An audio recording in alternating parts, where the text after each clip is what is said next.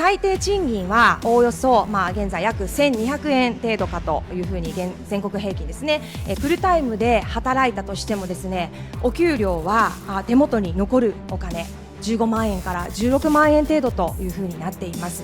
でこうなってきますと、私子供3人おりますが、15万円で3人の子どもたちを子育てできるかと言いますと、私ははっきり言って難しいと思います。でここにいらっしゃる先生方も皆さんどうかなということを私はぜひ考えていただきたいと思うんです。あなたはこの変化に気づいていますか？今ヨーロッパでは移民政策の見直しが急速に進んでいます。イギリスでは既成政党が大きく議席を失い、 EU でも不法滞在者の送還を強化する新たな動きが始まりました。そんな中、国会で参政党吉川里奈議員が高市総理に投げかけたのは、日本は外国人材に頼り続けるのか、それとも日本人の力を最大限生かすのかという問いでした。さらに吉川議員は、最低賃金でフルタイム働いても子供3人を育てるのは難しいと自らの実感を交えながら、日本人の賃金や人材育成の課題を訴えます。世界が大きく舵を切る今、日本はどこへ向かうべきなのでしょうか。参政党の吉川里奈です。本日も質問の機会を頂戴し、誠にありがとうございます。高市総理、G7 へのご出席、大変お疲れ様でした。現在、世界ではウクライナ情勢、そしてホルズムズ海峡をめぐる緊張など、国民生活やエネルギー安全保障に直結する不安定要素が相次いでおり、まさに予断を許さない状況にあります。でこうした中、総理は G7 出席に先立ち、英国およびイタリアを訪問され、それぞれ首脳会談を行われました。本年5月、英国における地方選挙におきまして、リフォーム UK が大幅に議席を伸ばす一方で、シュターマー首相が率いる労働党は、政権発足から2年足らずで約1500議席を失う歴史的な結果となっております。この英国では今、歴史的にも保守党と労働党を中心とする二大政党政治が機能してきた国でありながら、現在進行形で大きな政治的なうねりが生じているかと考えます。この結果に対してですね、やはり、人道的な受け入れを重視してきた欧州において、EU の議会においてもですね、大きな動きがありまして、先日、不法滞在者の送還を強化し、EU の外に送還のための待機拠点を設けることを可能にする制度も EU の欧州議会にて承認がされました。この背景には、急激な移民流入による自治体や地域社会への負担、治安への不安、そして社会統合の難しさがあると考えます。つまり、欧州はもう受け入れ一辺倒ではなく、移民の受け入れ政策に対して、政策の舵取りを変えようとしているかと考えます。こうした欧州各国における世界情勢の変化について、総理はどのようにご認識なのか、ご見解を伺います。内閣総理大臣、高市早苗さん。今、英国で行われた地方選挙の結果からお話が始まりました。また、欧州議会の取り組みについてもお話がありました。それぞれ、今年5月の英国の地方選挙の結果も承知しておりますし、また、欧州議会で不法滞在者の送還に関する新たな規則が承認されたことも、承知をいたしております。これらのさまざまな動向については、もちろん関心を持ってフォローしておりますけれども、他国の内政ですとか、我が国が加盟国ではない機関における第三国の動向について、具体的にコメントするということは差し控えさせてください。このですね、背景というところを考えますと、急激な移民の流入に際してですね、やはり、この今のスターマー政権もですね、政権交代後、2年足らずで議席が失われた背景として、この移民の流入だけではなくてですね、国内の労働力に対しての価値観も、英国の国民の皆さんが変わりつつある状況にあるというふうに私は感じています。で、ここでですね、イギリス人ファーストの政治を求める声の高まりが背景とした既存政党政治への不信の表れがあると考えております。で、この外国人の、労働力に対して外国人を依存をするということを前提にするのではなくて、自国民の能力を最大限に生かすべきという考え方で、支持を拡大したのが、このリフォーム UK という政党であります。で、この深刻な人手不足に限ったですね、就業ビザ制度というものを設けまして、その場合でもですね、外国人材の受け入れのみではなく、合わせて自国民の訓練枠を設ける方針というものを示されています。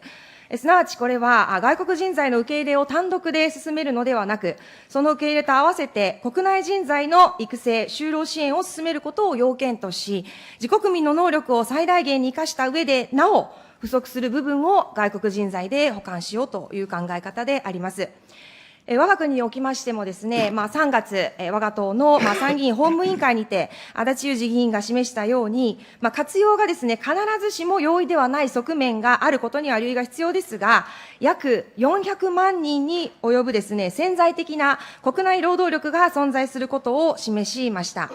この400万人という潜在労働力の活用について、政府としてこの国内人材、労働力の確保として、どのように時間軸を持ってご活用されようとお考えなのか、総理の見解を伺います。日本の総合的な国力を高める上で人材力っていうのは非常に重要です。潜在的な労働力の労働参加を進めるためには、柔軟で多様な働き方を実現に向けた取り組みを、進めるということ、そして必要とされる分野へのリスキリングによる人材確保も重要だと考えております。4月に開催しました日本成長戦略会議におきまして、17の戦略分野や、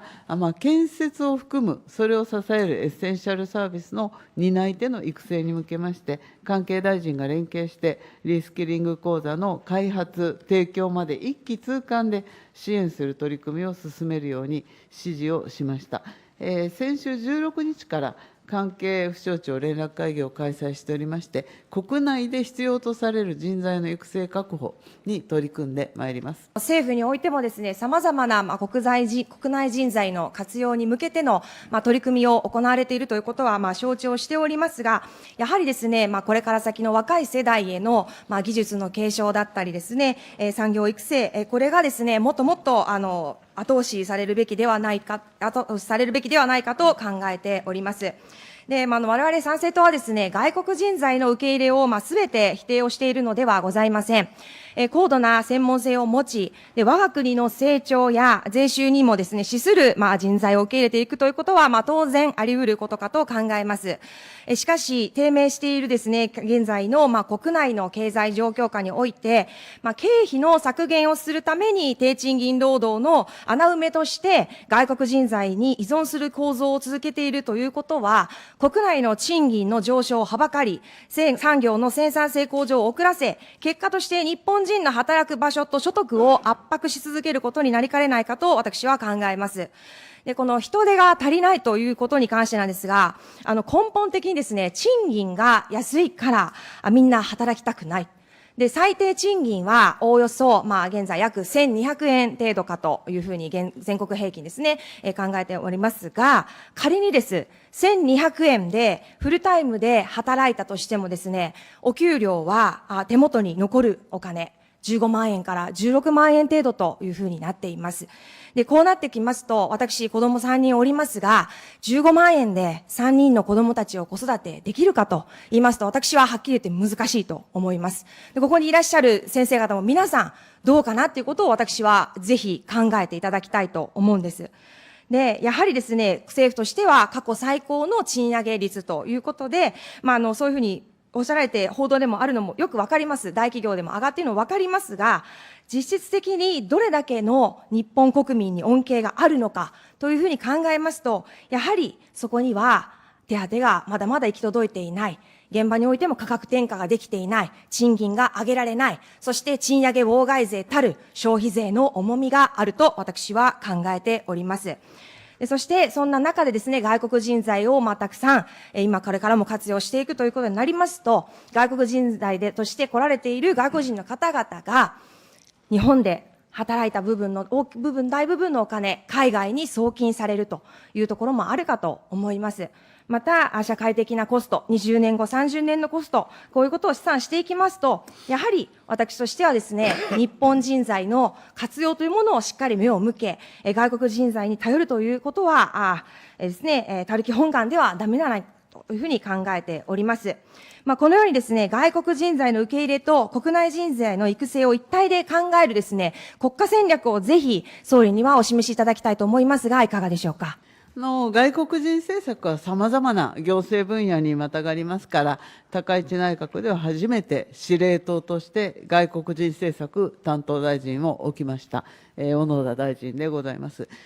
そして一部の外国人による違法行為ですとかルールの逸脱に対応するために、まず今年の1月、外国人政策の基本的な方針として、新たに外国人の受け入れ、秩序ある共生のため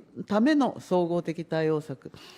これを取りまとめました。で、この総合的対応策に基づいて、社会保障や教育、治安など外国人にかかる諸課題を整理しながら、将来推計なども行いながら、政府一体となって中長期的かつ多角的観点から外国人の受け入れの在り方を検討することといたしております。司令塔であります小野田担当大臣のもと、政府一体となって取り組みを着実に進めてまいります。ありがとうございます。政府一体となってお進めなられている政策も重々承知をしておりますが、残念ながらですね、育成就労や特定技能のことであったり、外国人材のですね、労働者の問題について、労働者の受け入れに関しては法務省に聞いてください。で、労働環境については厚労省に聞いてください。結局のところ縦割りで、皆さんで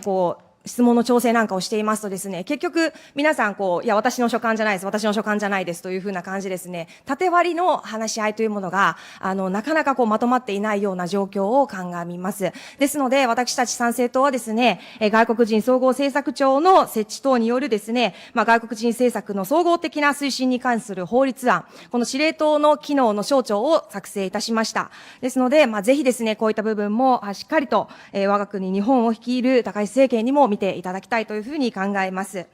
で、次に、欧州における移民増加における治安の悪化と政策転換についてお伺いいたします。リフォーム UK の躍進の背景には、移民政策への治安の不安というものが政治的な課題となっていることが指摘されました。こういったですね、治安の悪化、地域コミュニティの変化に対する懸念に対して、欧州各国では、様々なこの政策転換が迫られております。で、先ほども申しましたが、その EU においてですが、グルーミングギャング問題というものがございまして、英国政府の警視監査報告書を受けて、行政、警察の対応不備が指摘されたことで、移民政策、治安の悪化、子どもを守る行政の不信を、強めるための一つの重要な要素であると考えます。こういったですね、外国における外国人の、被害において、政府も私としては、我が国日本で何か問題が起きてからではなく、そういった世界状況も鑑みた上で、対策を練っていただきたいと思いますが、いかがでしょうか。お答え申し上げます。先般総理が先ほどおっしゃいましたとおり、本年1月、総合的対応策を取りまとめさせていただいたところでございまして、総合的対応策では、例えば不法滞在者ゼロプランの強力な推進、在留審査の厳格化、帰化や永住者についての審査の厳格化、税や社会保障料の未納防止など、幅広い施策を盛り込んでいるところでございまして、各庁連携してですね、その早期の実施に向けてですね、着実に成果を上げているところでございます。加えまして、先ほど総理ご答弁されたように、外国人の受け入れに関する基本的な考え方を検討するということにもしております。司令塔であります担当大臣の下ですね、関係省庁と連携して、総合的対応策に基づき、取り組みをしっかり進めてまいりたいと思います。私が今質問したのはですね、今英国で起きている、グルーミングギャング問題に対してのところでして、ここ本当にですね、今 SNS 等でもかなり、奮闘している議論になっていてですね、やはり少女や若い女性が様々な性犯罪に巻き込まれているというような状況が起きて問題になっているそうなんですね。なのでぜひ日本でもこんなことが起きてしまわないように、世界一治安のいい日本を守り続けるための取り組みを総理にはお願いしたいと思います。